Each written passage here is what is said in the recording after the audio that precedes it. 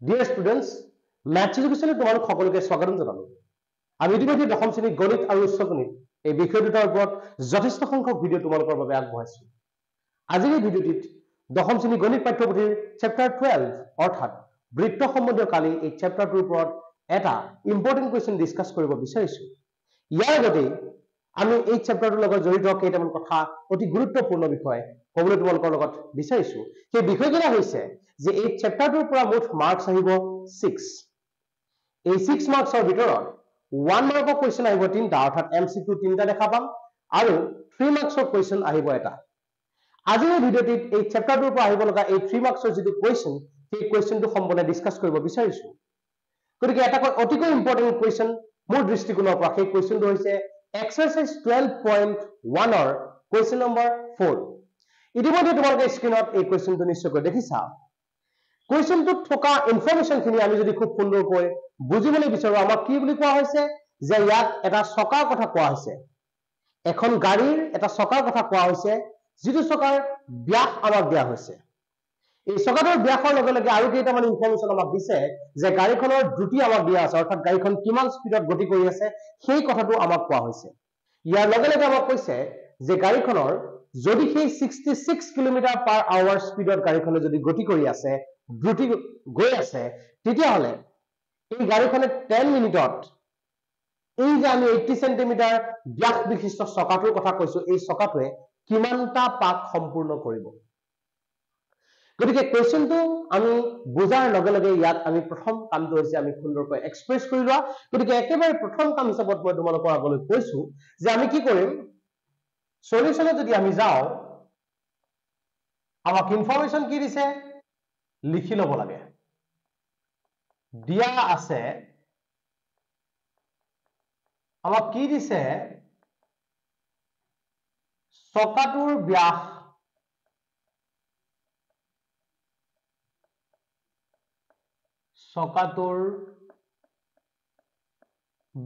যাক আমি টুৱাইচ আৰৰ দ্বাৰা বুজাও যাৰ মান আমাক দিছে 80 সেন্টিমিটাৰ। চকাটোৰ ক্ষেত্ৰত ইয়াৰ ব্যাস আমাক দিয়া হৈছে। চকাটোৰ ব্যাসটো দিয়াৰ লগে লগে এতিয়া আমি কি কৰিব লাগে যে আমাৰ কাম কি আমি জানো এটা চকা সদায় বৃত্ত আৰ্হিত থাকে। গতিকে বৃত্ত আৰ্হিত থকা চকা এটাৰ ক্ষেত্ৰত যিহেতু আমাক কৈছে যে চকাটোৱে 10 মিনিটত অতিক্ৰম কৰা দূৰত্বৰ ক্ষেত্ৰত সি কিমানটা পাক সম্পূৰ্ণ কৰিব। এতিয়া মূল কথাটো হৈছে চকাটোৱে এটা পাকত কিমান দূৰ যায় সেইটো জনাটো আমাৰ বাবে অতিকৈ ইম্পৰ্টেণ্ট। চকাটোৱে এক পাকত কিমান দূৰ যায় গতিকে চকা এটাৰ ক্ষেত্ৰত সি এপাকত কিমান দূৰ অতিক্ৰম কৰিব তাক বুজিবৰ বাবে আমি যদি চাওঁ যে আমি যদি এটা বৃত্তৰ কথা বিবেচনা কৰো যেহেতু চকাটো আমাৰ বৃত্ত আৰ্হিত থাকিব গতিকে এনেধৰণৰ এটা বৃত্ত আৰ্হিত থকা চকাই এপাকত কিমান দূৰ যাব সেই কথাটো আমি নিৰ্ভৰশীল হ'ব কাৰ ওপৰত ইয়াৰ পৰা যদি মই যাত্ৰা কৰো তেতিয়াহ'লে এই পৰিধিৰ প্ৰত্যেকটো বিন্দুৱে মাটিত এবাৰ এবাৰ টাচ কৰিলে আচলতে আমি ক'ব পাৰিম যে সি এটা পাক সম্পূৰ্ণ কৰিছে। পৰিধিৰ প্ৰত্যেকটো বিন্দুৱে মাটিত এবাৰ এবাৰ টাচ কৰাৰ অৰ্থটো হৈছে বৃত্তটোৰ পৰিধি যিমান হ'ব সি এপাকত অতিক্ৰম কৰা দূৰত্ব সিমানেই হ'ব। গতিকে বৃত্তৰ পৰিধি যেহেতু আমাক লাগে আমি জানো বৃত্তৰ পৰিধিৰ সূত্ৰটো হৈছে 2πr। কোনোবা এটা বৃত্তৰ ক্ষেত্ৰত তাৰ ব্যাসাৰ্ধ যদি r হয় তেতিয়াহ'লে সেই বৃত্তটোৰ ক্ষেত্ৰত পৰিধি হ'ব 2πr। গতিকে আমি এটা কথা গম পালো যে ব্যাস জানিলে নহ'ব আমি জানিব লাগিব তাৰ ব্যাসাৰ্ধ। গতিকে কি কৈছো মই ইয়াৰ পৰা r ৰ মান আমি ফাইন কৰি লওঁ কি হ'ব 80 divided by 2 equal to 40 centimetre. আমাৰ বাবে ব্যাসাৰ্ধ আমি পালো। যেহেতু আমাক বৃত্তটোৰ চকাটোৰ ক্ষেত্ৰত আমাক কোৱা হৈছে এটা পাকৰ কথা আমাৰ বাবে খুব জৰুৰী গতিকে আমি ইয়াত লিখিলো এতেকে চকাটোৱে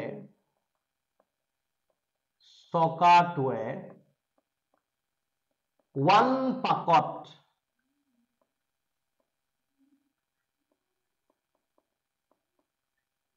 অতিক্ৰম কৰা দূৰত্ব সমান চকাটোৰ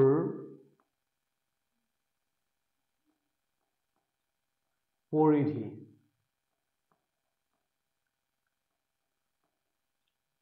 ছকাৰ পৰিধিৰ সূত্ৰটো হৈছে 2 পাই r, গতিকে 2 into পাই মানে হৈছে 22/7 into r মানে হৈছে 40। ইয়াত আহিব এককটো আমাৰ বাবে সেন্টিমিটাৰ। এইখিনি ইনফৰমেশন আমি কোৱেশ্চনটো দিয়া থকা কথাখিনিৰ পৰা নিজৰ ফালৰ পৰা যেটো ক'ব পাৰো আমি কৈ ললো। এতিয়া আমাৰ বাবে প্ৰয়োজন হৈছে কি, দিয়া আছে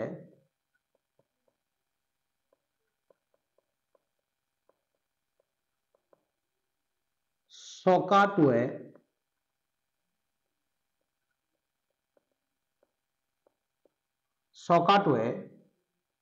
1 ঘন্টা, যেহেতু আমাক 1 ঘন্টা কথা কৈছে, 66 কিলোমিটাৰ পাৰ আৱাৰ দ্ৰুতিৰ অৰ্থটো হৈছে যে 1 ঘন্টাত অতিক্ৰম কৰা দূৰত্ব। চকাটোৰ ক্ষেত্ৰত দ্ৰুতি যেহেতু 66 কিলোমিটাৰ, গতিকে আমি কৈছো যে 1 ঘন্টা, যেহেতু আমাক 10 মিনিটৰ লগত হিচাপটো বনাবলৈ কোৱা হৈছে, গতিকে ঘন্টাটোক আমি কনভাৰ্ট কৰিলো আমাৰ বাবে 60 মিনিটলৈ।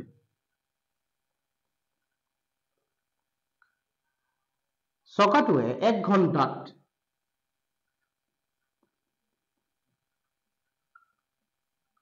অতিক্ৰম কৰা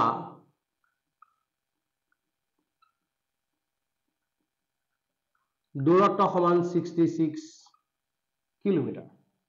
ভালদৰে চোৱা, ওপৰৰ এককটো আমাৰ বাবে আছে সেন্টিমিটাৰ, আৰু এইমাত্ৰ আমি ইয়াক পাইছো কিহত, মিটাৰত।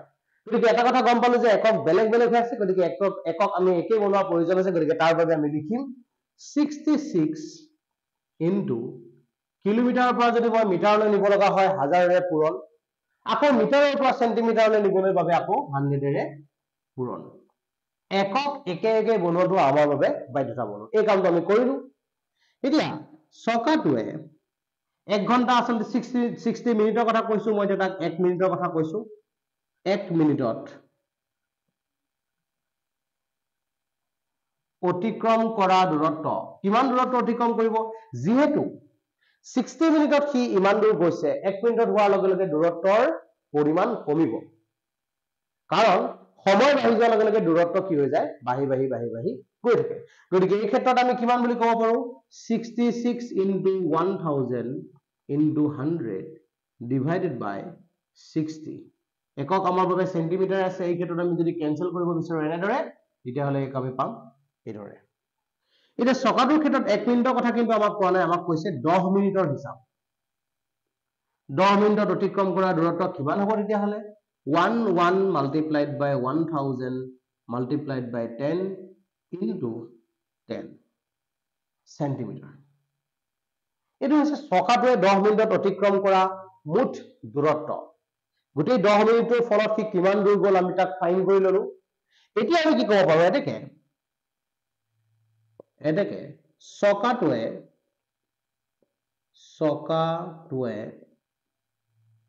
10 মিনিটত সম্পূৰ্ণ